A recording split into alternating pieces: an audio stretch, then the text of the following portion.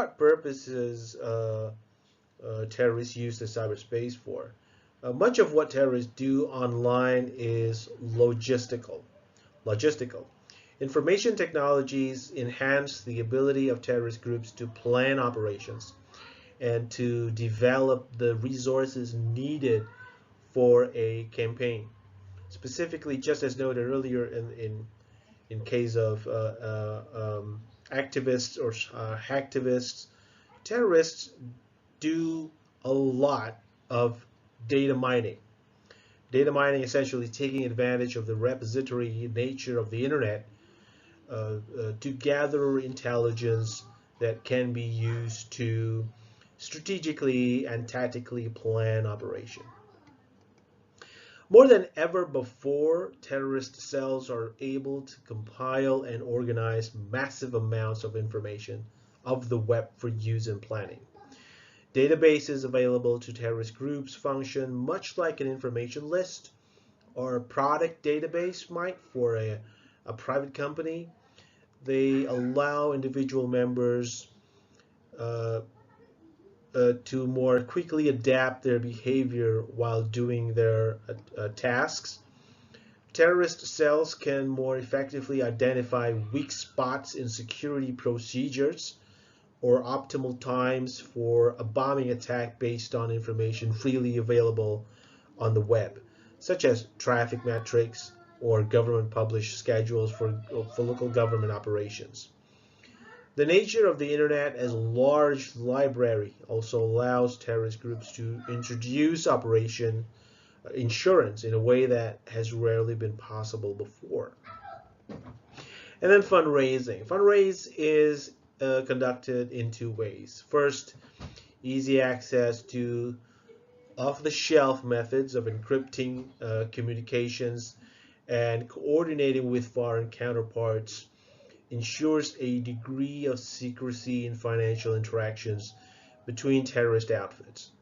Likewise, data mining efforts provide more accurate demographic information about potential sympathizers and citizen funders, which are then relatively easy to contact in discrete ways via the use of the internet, and particularly through darknets, off-the-shelf encrypted messaging applications, etc.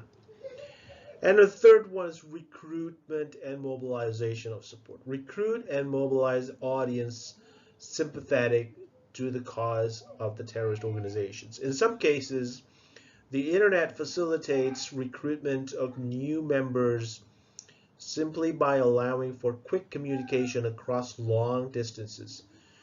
Would-be adherents or supporters are more capable than ever before when it comes to making contact with active terrorist groups.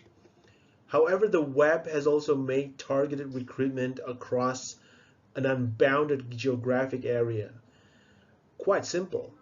Again, data mining efforts allow terrorist groups not only to solicit donations from potential sympathizers, but also to shape sympathizers' worldviews and invite different kinds of participation with the cause.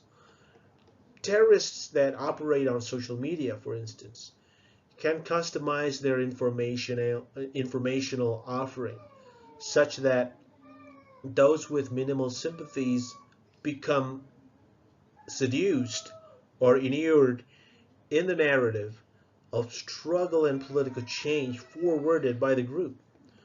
Moreover, terrorist groups can promote their own narrative to counter that of governments, thus protecting their access to the demographic that constitutes their potential supporters. Number 4 is coordination of the battlefield or coordination of attack planning. Terrorists can plan attacks with greater precision in timing than ever before and can furthermore effectively adapt plans to evolving circumstances, such as unexpected presence of military forces or the move of a crowd might make way from a hidden bomb. Number 5 and number 6, networking to increase self-deterrence and information sharing with counterparts around the world. Networking means not only that groups are more easily able to talk with one another, but also that it is increasingly easy for terrorist groups to fashion themselves as highly decentralized, cell-based organizations. Here, the point is that terrorists are more easily able to coordinate various elements of their campaign beyond individual attacks to optimize strategic gains. By sharing information, terrorist groups that are using the internet to their advantage are able to overcome many of the traditional problems of coordination with other extremist groups, inequalities of capability and talent, uneven access to resources, etc. Terrorists that effectively mine data relevant to their particular domestic situation, for instance, are able to extend the effectiveness of national opposition to the propaganda and engaging in psychological warfare. So for propaganda and engaging in psychological warfare, much as is the case with activists, terrorist use of the internet naturally involves an enhanced ability to speak to audiences distributed both locally and around the world. This allows terrorists to expose relatively large populations to information that they might rarely have been presented with before.